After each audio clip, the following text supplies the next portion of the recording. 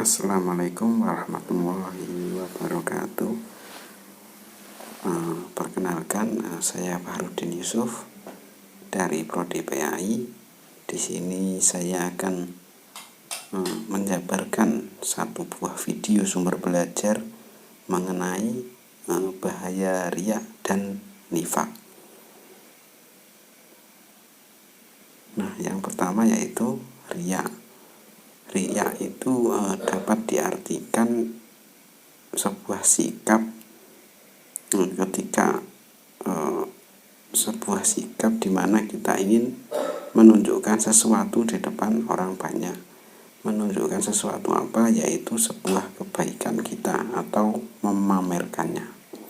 Nah, di PPT juga disebutkan riya yaitu adalah mengerjakan suatu perbuatan atau amal ibadah untuk mendapatkan pujian dari orang lain, karena bukan karena Allah semata, melainkan hal tersebut dipamerkan atau untuk mendapat pujian, sanjungan, dan pengakuan dari orang lain. Kemudian macam-macamnya riya yaitu ada riya dalam niat dan riya dalam perbuatan.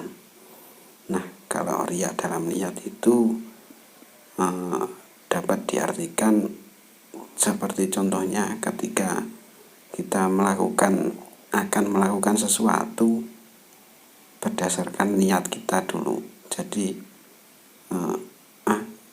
saya mau pamer, itu kan diniati di dalam lubuk hatinya.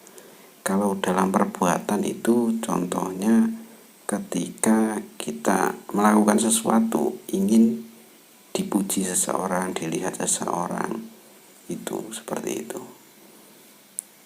Kemudian bahaya riya. Nah, bisa kita lihat bahaya riya yaitu yang pertama, kita akan merasa hampa dan kecewa dalam batinnya apabila perhatian atau pujian yang ia harapkan ternyata tidak ia dapatkan. Jadi ketika kita berharap lebih kepada orang lain, misalnya kita ingin dipuji dan ternyata orang tersebut tidak memperdulikan kita, kan juga kecewa. Yang kedua, muncul rasa tidak puas terhadap apa yang ia lakukan. Yang ketiga, muncul sikap keberpura-puraan. Yang keempat, terkena penyakit rohani berupa gila pujian atau gila hormat, atau istilahnya haus pujian, seperti itu. Yang kelima yaitu bisa menimbulkan pertengkaran apabila ia mengungkit kebaikannya terhadap orang lain.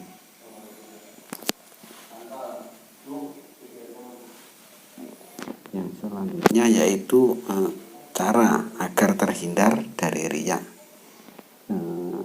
Saya sebutkan 3 dulu ya, yaitu yang pertama, memfokuskan niat ibadah bahwa ibadah kita hanya untuk Allah.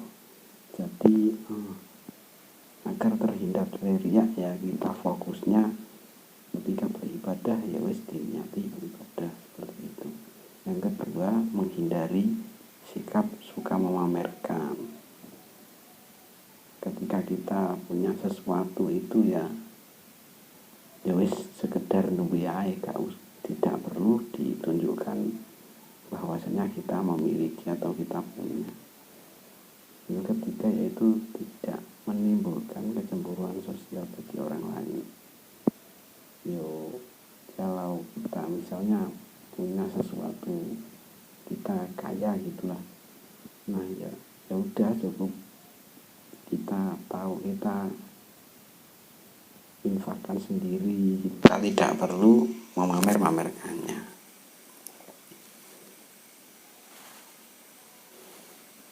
Yang terakhir yaitu tentang nifaq. Nifaq itu secara syariat agama adalah menampilkan kebaikan dan menyembunyikan kejahatan. Dalam arti kata lain, nifaq adalah orang yang munafik. Pelakunya itu disebut munafik, pelaku nifaq itu yang memasuki syariat dari satu pintu dan keluar dari pintu yang lain.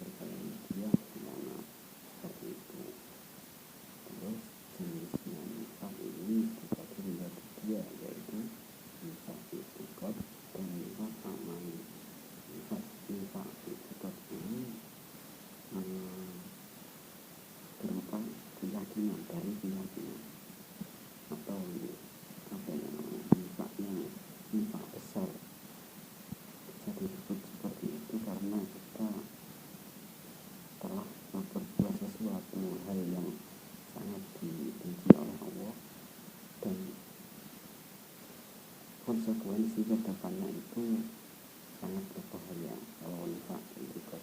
Kalau nifaq amali ini berupa perbuatan yang mana bisa berbahaya namun bisa berubah, tetap kita bisa berubah ke yang lebih baik. Yang berbahaya itu nifaq itikad tentang kepercayaan.